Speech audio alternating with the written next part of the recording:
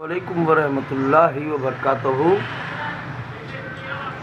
Sania Lyari, Liaquat colony, हीरी मंजिल, खोकर kitchen वाली गली।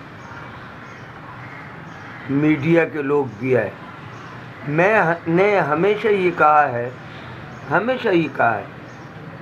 लियारी के बारे में हक़ाइक़ बयान वही करेगा जिसका लियारी की मट्टी से ताल्लुक़ होगा। जब मट्टी से ताल्लुक़ होता है ना, तो फिर फितरी मोहब्बत होती है। गुज़रने वाले गुज़र गए, जो अल्लाह की रज़ा, इन्ना लिल्लाहि व इन्ना इलैहि राजिऊन। जो ज़ख्मी है, अल्लाह ताला उनको सेहत दे। लेकिन मुझे अफसोस है इस मीडिया के ऊपर। इस मीडिया ने तमाम हक़ाइक़ छुपा दिए, और जो गए थे वो सिर्फ सियासी और समाजी लोगों की तारीफ़ के लिए गए थे। वो उनसे सवालात करने नहीं गए थे। ये जो गेम चल रहा था इस बिल्डिंग की ख़रीदो फ़रोख्त का, और ऐसी बहुत सी इमारतों का, कि 14-14 लाख 10-10 लाख रुपए पगड़ी लोगों ने दिए। उनको धमकियां दी जा रही है कि 2 लाख ले लो, 1.5 लाख ले लो। शायद पंचर वाला है, उसकी सब कोऑर्डिनेट है, जो चेयरमैन UC3 अमजद अप्पा की ख़ास मुशीर है, रहती गार्डन में है, लेकिन काउंसलरशिप यहाँ पर है। अब आ जाए इस बिल्डिंग के साथ इतना सानिया क्यों हुआ?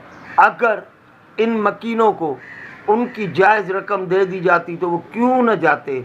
वो क्यों अपने बच्चों की जानें न बचाते? अब इस बिल्डिंग को चलाने के लिए कौन कौन से अनासिर मुलव्वस थे?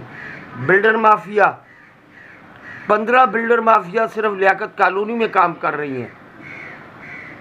एक एक का नाम मेरे पास मौजूद है, लेकिन पेटिशन की शक्ल में सुप्रीम कोर्ट को दूंगा, क्योंकि मीडिया फेल, बिल्डर माफिया दबा के पैसे खिला रही है।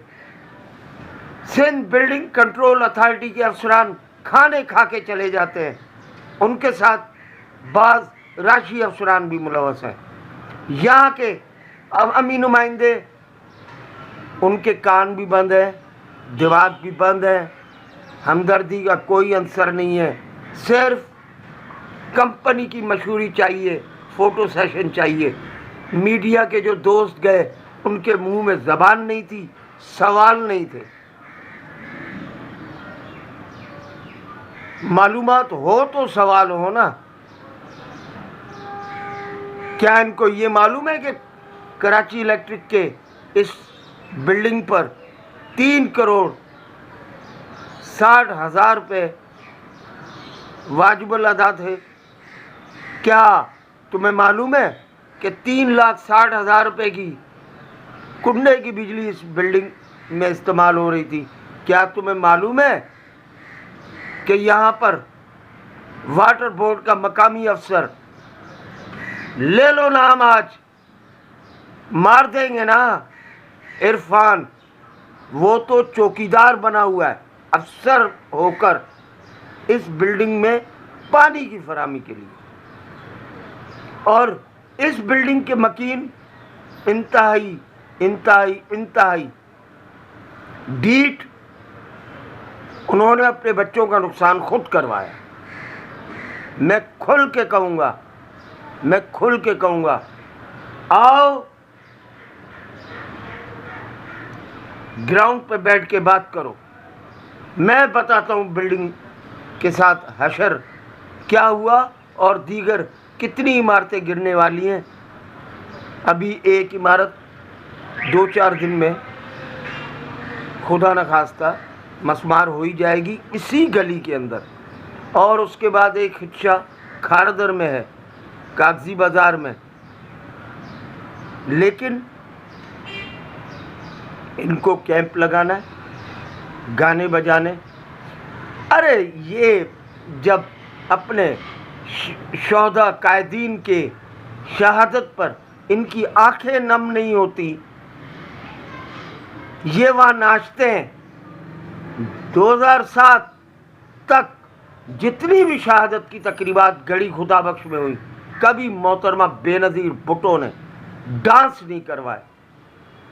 तुम लोगों ने 2008 के बाद शहादतों पर डांस करवाने शुरू कर दिए और तुम्हारे डांस की मूवीज तौबा अस्तगफिरुल्लाह।